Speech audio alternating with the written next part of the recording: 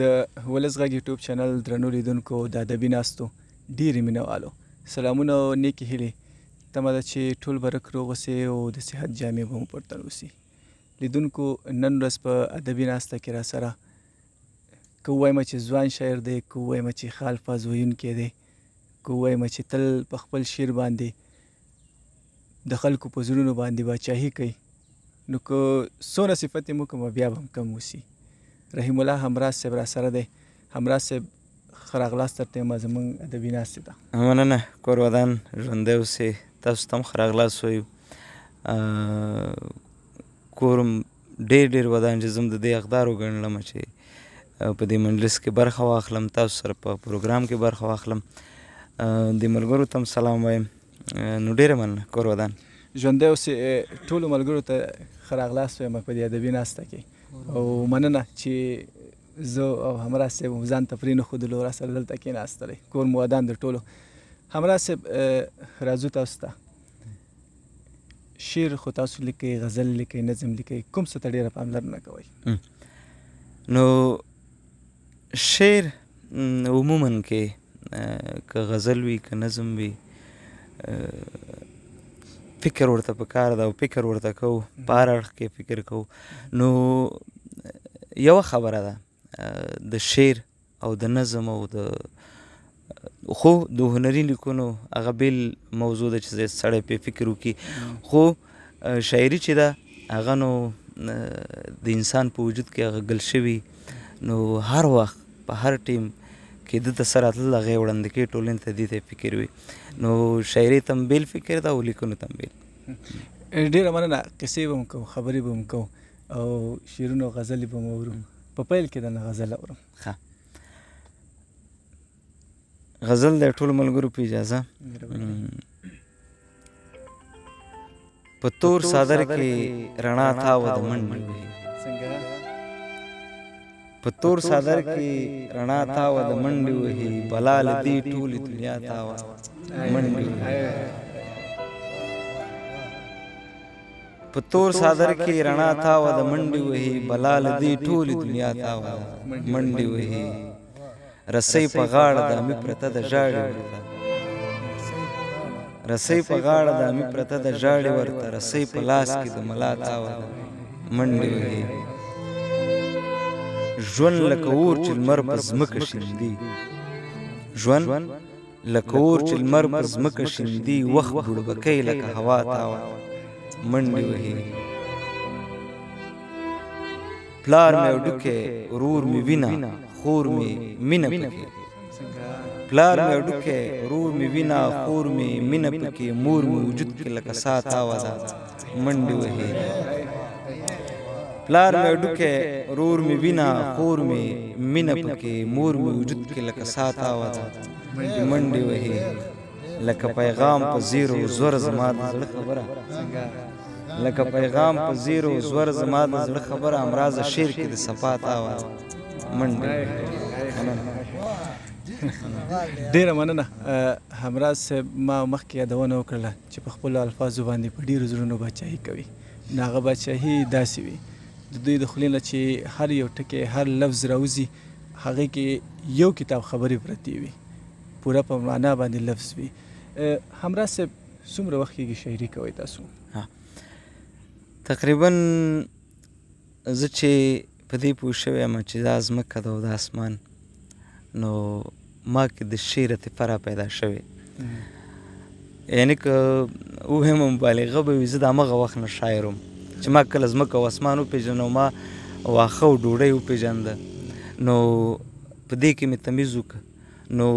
ما کې د شعر هغه تومنه وه، زه هغه وخت نه په ځان پوهېدم. نو خو شعر مې چې پیل کړی تقریبا 20 کاله یا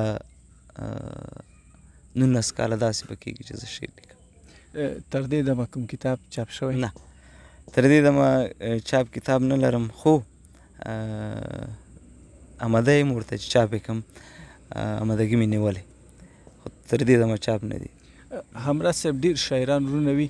ډېر کم وخت کې کتاب چاپ کوي. ستاسو بیا د شاعرۍ 19 کاله یا 13 کاله دې شاوخوا کې کېږي او شعر ته په کتو سره داسې معلومیږي شعر مو بیخي پوخ دی. بیا ولې کتاب آمادګي نه نیسئ؟ مننه چې دا تاسو ته پوخ ښکاري، شاید ډېر ملګرو ته پوخ ښکاري، خو د ډېر وخت نه زه په خپل شاعرۍ کې تراش کوم. اکثره شعرونه زه په کتابچه کې لیکم، هغه چې زه بلې کتابچې ته اړوم نو داسې فکر وکړه چې په 100 کې 80 شعره پرېږدم، دېرش ور اړوم. نو داسې مې ډېر مخکې نه کول که نه. تر اوسه پورې زه غواړم چې زما شاعري داسې تراش وي، داسې سوچه وي چې د هر څه نه پاکه وي، او چې حافظه یې واوري هغه که هر حافظه وي چې حافظه یې صرف واوري هغه کې یو څه کار پیدا کړي. نو زما هدف دا ده چې شعر دې سوچه وي او صفا دې وي. تاسو یو ډېر ښه فکر لرئ. ما خو مخکې یادونه وکړه چې ډېر وخت کېږي تاسو شاعري کوئ، باید کتاب مو تر دې وخته چاپ کړی وي، خو ستاسو فکر ته زه اوس هم سلام کوم چې تاسو اوس هم په شعر باندې کار کوئ، ووایئ چې له دې نه شعر زیات پوخ شي او بیا له هغې نه وروسته تاسو کتاب چاپ کوئ. نو سلام کوم ستاسو فکر ته. مننه. کور ودان ژوندی اوسئ. په کار همداسې دی چې سړی یو څه ټولنې ته وړاندې کوي نو هغه باید سوچه وي او صفا وي. زما هدف اصلي همدا ده چې شعر دې د پیغام ژبه وګرځول شي. شعر هغه یو څه دی چې په زړونو کې کار کوي، هغه زړونو کې کار کوي چې نرم وي، هغه زړه ډېر ښه کار کوي. نو د زړه سترګې ویښئ، د زړه سترګې خلاصئ. احساس، ضمیر، شعور دا د زړه سترګې دي. که یو سړی وایي چې د زړه سترګې کم دي که نه، نو هغه د احساس، ضمیر، شعور د دې نه عبارت دی، دا د زړه سترګې دي. چې دا ویښئ، دې کې کار پیدا کوي. دا هغه ښه شعر هغه هم همدا ده چې یو شعر واورېدل شي، هغه یوه غوټه یي 100 غوټې باید د هغه حافظه کې نورې خلاصې کړي. باید کار همداسې وشي. ډېره مننه. همراز صاحب، نظم د ناورو په دې وخت کې نظمونه ډېر دي، خو د نوی نظم نږدې ورځو کې مې لنډ لنډ نظمونه لیکلي. یو نظم دی چې غورځولې مې دا بار د اډوکو، غورځولې د باره د اډوکو، کټ کې ناست دی د لمدو غوښو د پاسه.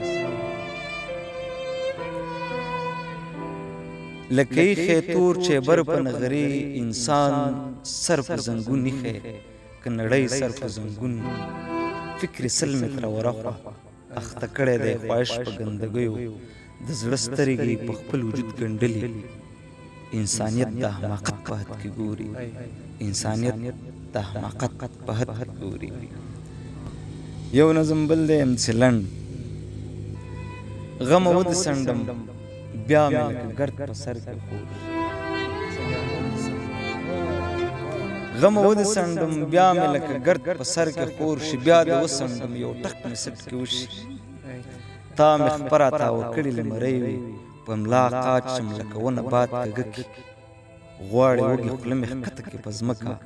خاورې راکړې ما په خاورې باندې موړ کړي. ستا په غوښ کې خوښ نه یم، غواړې خاورې مې کېدل مې کړي په ځمکه. دا زما د ژوند خور شوی ټغر ټول کړي، دا زما د ژوند خور شوی ټغر ټول کړي. ډېر ښه. نظم دې د شعر نه خوږ دی، شعر دې له غزل نه خوږ دی. ستا د خولې نه هر یو الفاظ چې راوځي ډېر خواږه دي. تاسو خپله خواږاست دی. کورم ودان. همراز صاحب، راځو په شاعرانو ملګرو کې مو کوم شاعر ډېر خوښېږي ستاسو؟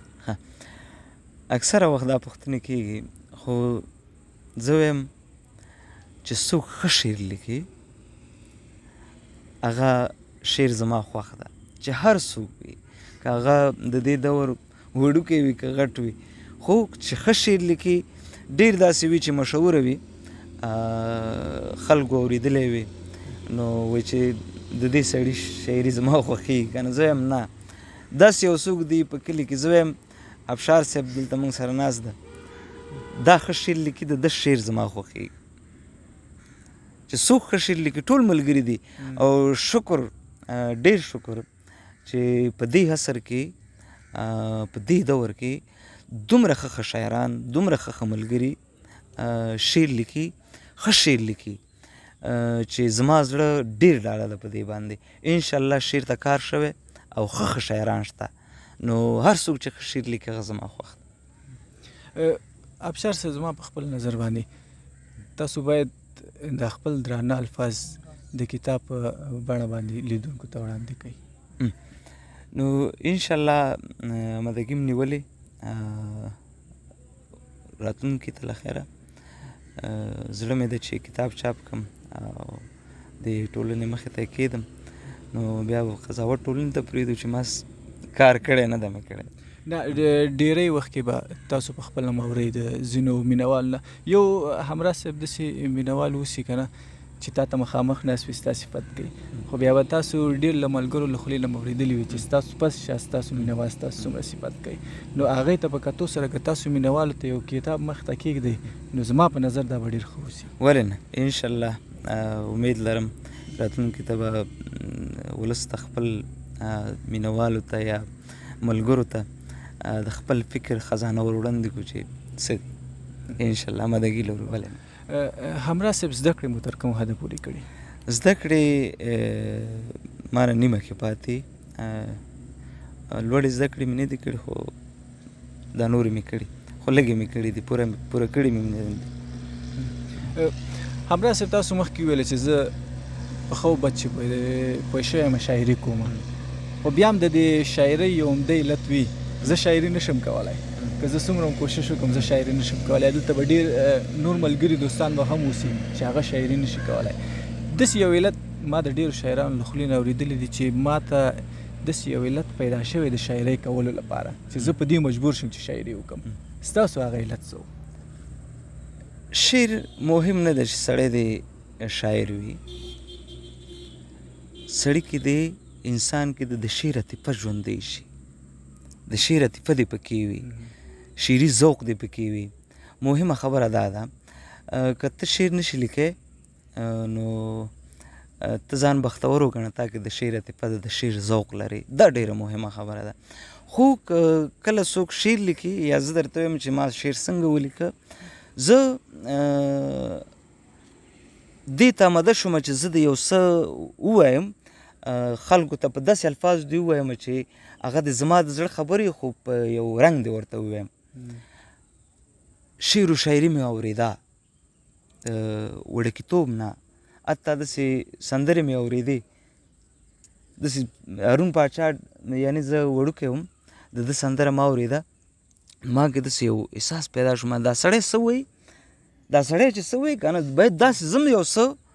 ووایم دا خو ما کې هم شته ما کې هم داسې موجود دي که نه نو د هغه وخت و چې ډېر وړوکی وم چې ما داسې یو څه ځان سره جوړول اکثر مې خلکو ته ویل یم نه خال خال ملګري به وو کلي کې به یم چې ما یو څه لیکلي دا واوره نو وخت سره چې زه بیا په دې پوه شوم چې دا غزل ده دا نظم ده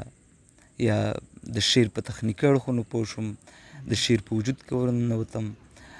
بیرته زه په خپل ځان بسیار شوم خپل ځان کې ورننوتم ما کې څه دي زه باید څه ولس ته وړاندې کړم ما کې ټوله نړۍ ده زه انسان یم نو زه باید ټول انسانیت ته پیغام ورکړم همدا ځان نه مې شروع کړه او تر دې دمه پورې زه خپله خواري کوم چې هغه کوم الفاظ په ما کې دي هغه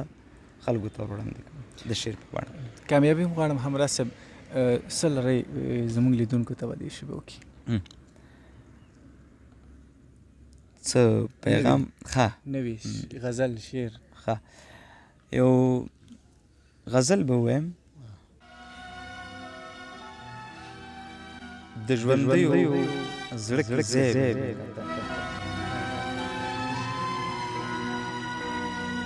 د ژوندیو زړه کې ځای کاش چې زه د کار سړی لکه ته ستا ورغوي تڼاکه لکه زه ستا ورغوي تڼاکه لکه زه وې زما ګوته کې غمې لکه ته چې مې ستا په پلونو پلې ښودې تللې چې مې ستا په پلونو پلې ښودې تللې اوس به زه هم بریالی لکه ته باد به ما بره تر کومه حده وړي باد به ما بره تر کومه حده وړي کاش شیرې نه وې لګې لکه ته باد به ما بره تر کومه حده وړي کاش شیرې نه وې لوګی وې لکه ته د غزل غوندې شخوند باجې نه وې د غزل غوندې شخوند باجې نه وې زه دې هم ته نږدې لکه ته د غزل غوندې شخوند باجې نه وې زه دې هم ته نږدې لکه ته موسیقي غوندې به تا ویل پیغام موسیقي غوندې به تا ویل پیغام زه د شرنګ وې ګونګرې لکه ته موسیقي غوندې به تا ویل پیغام زه د شرنګ وې ګونګرې لکه ته دا دنیا په شعرونو دا دنیا په شعرونو لیونی وې چې امراض هم لیونی وې دا دنیا په شعرونو لیونی وې چې امراض هم لیونی وې همراه صاحب په لومړۍ وختونو کې مو خپل غزل شعر نظم کوم شاعر ته د کره کتنې لپاره وړو؟ ما شاعري شروع کړه تر ننه پورې ملګري شاعران شته ډېر ملګري دي د فکر ملګري سره کینو یو بل ته غزلې وایو یو بل ته خپلې غلطیانې ور په ګوته کوو خو تر اوسه به همداسې نه یې کړي چې یو استاذ ته تلي وو مخې ته مو ورته شعر یې ښایي چې دا دې باندې کره کتنه کوو داسې شوي دي چې مثال د خبرې په راډیو کې پروګرامونه یي هغه کې چا غزل وړاندې کړی کره کتنې ته خو نور به داسې څوک نه وي چې ما د شعر وړی یا د هغه ما داسې خپل استاذ ګڼی زه اول دا خبره کوم اکثره ملګري دا وایي چې ستا د شاعرۍ استاذ څوک ده یا یو بل ته وایي چې ته شعر چا ته وړی زه یم شعر چې استاز پیدا شو بیا کسب شو یعنې دا 4 شعر ته جوړی او ته یې وړلی او ته ورته کښېنې چې دا جوړ که زه وایم چې په خپل شعر کې خپله تراش وشي خپله سمون پکې وشي خپل فکر پکې وړاندې شي دا به ډېره ښه وي او چې خپله دې خپل شعر تراش که نو زه وایم بیا بل چاته حاجت نشته چې سړی ورته شعر مخکې کړي چې دا ته وګوره هو یو کره کتنې څوک شعر ورکوي هغه په غونډو کې یا بل ځای کې داسې شوي دي یعنې ملګرو کې راټولېږي شاعران ملګري او خپله په یو کره کتنه کوي خپله غږیږو یو بل ته د شعر وایو که الفاظ غلط استعمال شوي یو بل ته وایو چې دا صحیح که او ملګری شعر کره کتنې ته وړاندې کوي بیا په هغه بیل غږېدلي نظر ورکولي د هغه په شاعرۍ باندې هغه بیله خبره خو تر اوسه داسې نه دي شوي چې چاته د زه ناست یم او چې ما د هر شعر ورکړی چې دا ته ماته اصلاح کړه او زه دا صحیح هم نه ګڼم نورو ملګرو ته هم دا توصیه کوم چې ګوره داسې څوک ونیسئ استاذۍ باندې چې غرقه یم او تجارت بشي تاسو فکر به یو وي او د هغه به بل وي تا ته به وایي چې دا خوا که دا خپل شعر کې تراش صحیح ده نو زه هم داسې کوم ډېری وخت همراه صاحب دا شاعران چې په کومه ناسته کې یا مشاعره کې وي هغې داد ته ډېر ضرورت لري په داد ډېر خوشحالېږي داسې کوم وخت راغلی دا به زه په دې اصطلاح دا پوښتنه چې ستا لپاره یو جالب اوسي چې ته یو مشاعره کې اوسې او تا داد نه وي ترلاسه کړی اکثره وخت په مجلسونو کې اکثره ملګري همدې ته ناست وي چې زه د بیت داد واخلم زه د بیت هر انسان په ځان کې دا لري انساني فطرت هم داسې ده چې هغه وایي چې ما د خلق خوښ کړي ما د خلق واوري یا د ما خلق ومني انسان دا هم داسې دا انسان غواړي که دا یو څوک وایي که نه چې نه زه دا نه غواړم دا په انسان کې موجود دی داسې نه چې تنها په شعر کې په هر څه کې ته د یو چا صفت وکړه لنډ درته وایم په خپل کور کې د خپلې کور ودانې صفت وکړه ته بیا د هغه وګوره چې ساکس العمل ښیي که نه ټوله درنه قربانېږي نو همدا رقم په شعر کې شاعر صفت وکړه د شاعر په ښېګڼو غږېږه بدګڼې یې پرېږده اکثرت ملګري داسې وي چې بدګڼو باندې غږېږي او په ښېګڼو نه غږېږي ښېګڼې یې راواخله نو شاید راتلونکي ته دا ښېګڼو ته فکر وکړي نو هر انسان غواړي چې داد واخلي خو نه یاره داسې به نه شوي چې په هر مجلس کې کینو نو د فکر ملګري ورسره کینو هغو دې هم داد اخلي موږ هم داد اخلو او داسې خو به حتمني کوم وخت شوي وي چې ملګري راټول شوي یاستئ ته مشورې لپاره یو غزل شعر ایښی وي تا ډېر په مینه لیکلی وي ډېر فکر او ډېر سوچ دې ورته کړی وي تا ته ډېر ښه ښکاري 100% خو د ځینې ملګري لخوا رد شوی اوسي یاره داسې به نه وي شوي چې ما د شعر ایښی وي او ملګرو دې رد کړی وي نو ما درته وویل چې ما په شعر کې کار کړی خو چې ملګرو ته مې ایښی داسې به یې نه وي ویلي چې دغه الفاظ داسې دي او شاید مخکې وختونو کې داسې شوي وي چې ملګرو سره ناست یو یا هم شعر کره کتنې ته ورکړی کوم بیت باندې کومه خبره کړي هغه نه شم ویلی خو داسې نه دي شوي چې ټول شعر دی ووایي چې نه دا نه داسې امراض صاحب په تلو تلو کې 3-4 بیته درنه اورو ښه بیتونه وایم چې اور دې له سترګو ورېده انکار د شونډو اور دې له سترګو ورېده انکار د شونډو په سر زما قربان ستوني کې ناز دی زار د شونډو په سر مور مې ریښې ریښې ګریوان په مینه مینه ګنډي مور مې ریښې ریښې ګریوان په مینه مینه ګنډي ستنه یې لاس کې وي او زړن تار د شونډو په سر څه درته ووایم د تبر خولې نیمڅي نیولې څه درته ووایم د تبر خولې نیمڅي نیولې دې وخت نیولی راته سور انګار د شونډو په سر ډېر پخواني بیتونه مننه ډېره مننه همراز صاحب چې موږ ته مو وخت راکړو په ادبي ناسته کې موږ سره ګډون وکړو کور مو ودان ژوندی اوسې تاسو نه هم ډېره ډېره مننه چې تر دې ځایه راغلی دا ملګري م راټول کړه خبرې د زړه خواله شعرونه